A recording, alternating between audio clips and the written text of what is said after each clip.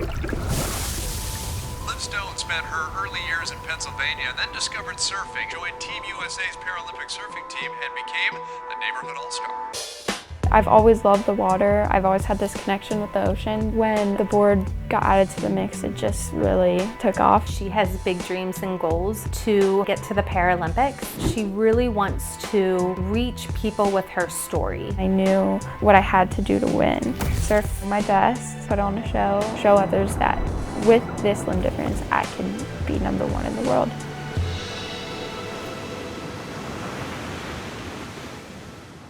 I'm Liv Stone, I'm 18 and I'm a surfer. I was first introduced to surfing in 2017 when I got invited to go to a Bethany Hamilton retreat. She does a retreat called Beautifully Flawed every year with a bunch of girls with limb differences, whether they're disabledly challenged or whatnot. And one of the days of the retreat is a surf day to surf with Bethany Hamilton. And that's the first time I was on a surfboard ever in my life. It was super cool. Like, it's a retreat for girls, but they have 1 day of surfing and they let the parents come to that. That was the very first time she ever surfed, and Bethany got to push her on her first wave. And I just fell in love with surfing. I've always had this connection with the ocean, but I grew up in a really small town in Pennsylvania. You know, I was always active. I always played sports, soccer, basketball. I never really found like my niche, like what I'm like really good at. You know, then when I was introduced to surfing, I knew I wanted to pursue surfing in some type of way. I got invited out again with Challenge Athletes Foundation. It's like a clinic, you surf for a couple hours a day. I had a lot of help and support there. I got to meet the adaptive community. Then I knew that I really wanted to get involved in adaptive surfing after that. So I'm a congenital bilateral above the elbow amputee. When I was born like this with 2 fingers on each hand. You know, growing up I didn't really know any different, and I just, you know, adapted to things differently. I do things differently. My bond that I did this morning, that literally took me probably 15 years of my life. And so things may become a little slower and it takes a while to get it down, but I can do pretty much everything, sometimes with a little help. Obviously I could look at surfing and think, oh, I'd never be able to do that, but you know, I found a way. So when I first moved out to San Diego, some of the only people I knew were actually through the adaptive surfing community. Through events and clinics and contests, I got to know Liv and we just started surfing together all the time. Adaptive surfing, there's a whole qualification system that's actually being put together by some awesome people around here in the San Diego community, trying to standardize, you know, who gets to be in what division, whether it's upper limb deficiencies or below knee amputee, above knee amputee. They're on their own pretty much, and they're elite athletes as well, so they're out there on their own in the water. The adaptive community is really just a big family. We are all there to hoot and holler each other in the waves, and even not in the surfing community, just as like an adaptive athlete as a whole is like, no matter what sport you're in, you just feel like you're like the only ones in the world and that you can just like conquer whatever. And yeah, it's a really great community. Yeah, like right now in the summer, I usually wake up and check the surf and see what time I should go out, whether I should sleep in a little longer, which is what I've been doing this summer, or get up and go now. I usually always surf every morning, whether that's just by myself or with my mom coming out to film me or with a crew of friends. For the most part, I go with Liv to the beach every day, unless she's meeting friends or just wants to go on her own, which she does that too, which is totally fine. Finn's like, hey mom, do you want to come along with me? And I usually film her or take pictures. Good job, Liv! It's just super helpful, and it's just kind of a way that we bond every day. I'll surf for a couple hours and then I'll come back and make food because I'm always really hungry after I surf. When I eat better, it makes my head feel clearer. So when I'm out in the ocean, I just feel like more with it. The ocean and surfing comes first. Like when I come home and I'm cooking, I'm like decompressing in my mind all like the waves that I had that day. So I think they all just come full circle. I'm always worried about my next meal. Like in the water, I'm thinking, oh, I can't wait to make this tofu when I get home. See, if you put hot sauce in a fancy dish and you just dip in it, it looks like it's fancy. So I'll take like a 30-minute power nap and then I'll get up and I'll walk my dog for a little bit more of exercise, or I'll go to the gym. A lot of band work, lifting and cardio and running. And I usually come here after a long surf to stretch out my back, especially because like when paddling, my back gets super stiff.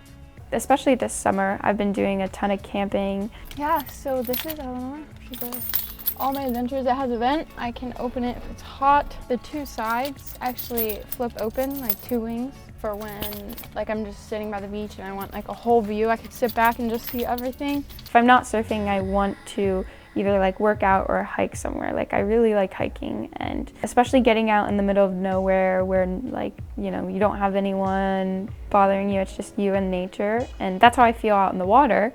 Yeah, I mean, I just love traveling and seeing like what California has to offer. It's a beautiful place. I'm looking forward to competing again. In a couple months, I compete at the US Open in Oceanside. I'll see like a ton of my adaptive friends, and it should be a really fun competition. Sometimes when I go out with friends, I'll have people push me into waves. Any competition, I am not allowed to have any assistance. That category is called Women's Parasurf 1, where we're all standing division. Some people get assisted into waves, others kneel for waves. So it's really just about riding waves, however you can do it. There's not a lot of people who surf the way she does, and that's because of her disability specifically. In this sport, it's all about just adapting. I mean, it's called adaptive surfing. Everyone has a different thing, and everyone has a different way to be able to go out there and surf their best with their specific disability. As I started to work harder and harder, I realized that I needed some type of assistance with paddling, some type of prosthetic. My dad and I brainstormed about getting just like a swim paddle that like kids use to first learn how to swim. But I'm like, I wonder if I can surf with those. Fit the straps to my hands and duct taped like the holes because I didn't want holes in it. So I still surf with them, but you know, with my actual surfboards, when I work with my shaper, I put a lot of the foam and the volume like where my knees are because I pop up on my knees, so I don't like sink or wobble or anything. Come on in. This is my quiver. These are all my boards. Pink lady. She has cheetah fins. She rides really nice. And yeah, when it's pink, I'm just like, oh, we can't just name it Pinky. And then I was like, Pink lady. It's perfect. Very nice. Very nice. This is my longboard. This is the board I won my world championships with. Big blue. And then this is my paddleboard. I actually paddle a lot as cross training. Yeah, it really helps with out in the water, my speed, getting into waves. This is Toad. This is my first ever Stamps board. Stamps is my sponsor. We call her Stamps or Racing Stripes, one of the two. This is one I had shaped a little while ago, a fish. It's called Pumpkin. Sanded it down and everything. Shaped the nose, and yeah, it was a really cool experience. These are my ladies. Really just keeping the board wider too, so I have enough room to pop up. It's just the way I had to adapt, the way I had to like overcome. I have like a super competitive drive to me. I don't like being second or third. I think growing up with two older brothers, I always wanted to be tough, you know. I think it was also because I felt that people saw my limb difference as, oh, that's like inspiring, but like what are you really gonna do with it?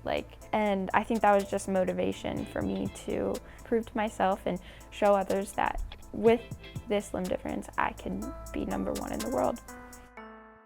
The proudest moment and the best moment of my entire life would be winning a gold medal at the Parasurf ISA World Championships, my very first World Championships. USA was crowned #1 in the world, which was really cool. I didn't really do very well in my division because I hadn't been surfing very long, but I knew that if I worked really hard, the next year I could do really well. Just before COVID hit, I had my second World Championships, and I had put so much work into surfing, so much training, so much preparation, and I knew what I had to do to win. I ended up pulling it off. When I got first and paddled into the shore and everyone was cheering and Adam was there and he put me up onto his shoulders with my dad, and I knew that I was #1 in the world, and that was like a really crazy cool feeling. And yeah, it was very emotional. I mean, I was definitely crying because it was just like, I can't believe I just did that. Nothing like that I ever experienced with her. She worked hard, she trained hard, she just stuck to her game plan, and it just was so cool to watch her win and how excited she was. And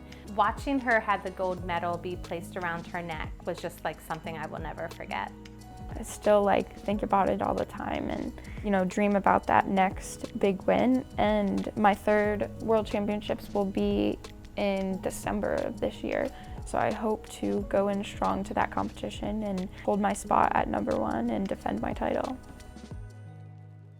No days off to me would be not quitting and going day in, day out and putting in the work and just working really hard for that end goal every single day. My goals for Liv are just to continue to work hard and just surf. This competition is stressful, and so I kind of always want to make sure that she realizes that what we're doing is fun, and I just want her to still love this sport no matter what. My goals for Liv is just like for all three of my kids, I just want them to be happy. I have to start letting her spread her wings, which she is, but it's hard as a mom. She has big dreams and goals, but I'll be proud of her no matter what. Whether it's in surfing, she really wants to reach people with her story. For future, I really just want to make some type of impact. When surfing is in the Paralympics, I want to be there, I want to be ready, like continuing my connection with the ocean, my connection with the adaptive surfing community, just representing it in a positive light, as well as just never losing my love for the sport. I really want to go to different countries and experience all different types of surfing communities. Hope that it impacts, young girls coming up into the sport or just, in life. And, I look back at 5 years ago, it was like really tough just finding my way in life. I would just say, to stick it out. You will find something that you love and what you're passionate about, and you will find your purpose, just like I have.